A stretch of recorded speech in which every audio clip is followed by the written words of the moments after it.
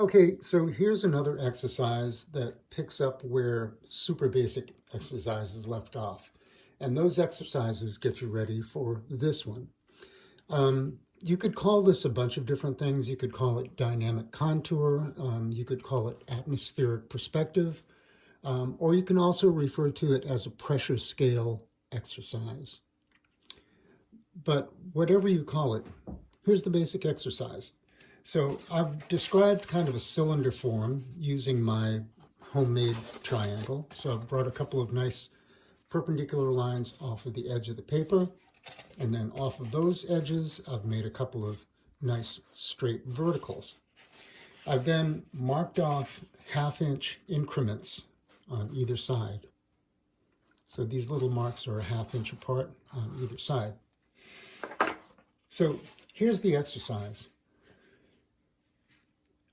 In between each of these parallel marks, I'm going to start off by making a very, very soft, very relaxed ellipse. Just no pressure or very little pressure, just so you can see the ellipse. And I'm going to just feel smoother and more relaxed and more relaxed.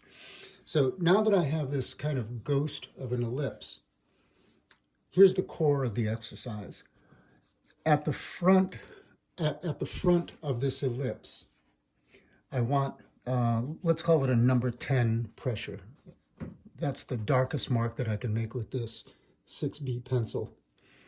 At the back of the ellipse, which is back there in space, there's almost no pressure.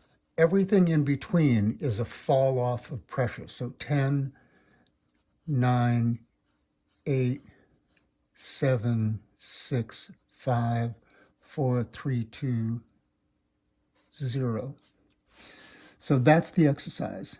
I'm going to start here and the pressure is going to fall off to a 5 and then from a 5 to a 0. And what I really want to convince myself of is that I'm drawing this object in space, that it has volume to it and actual size.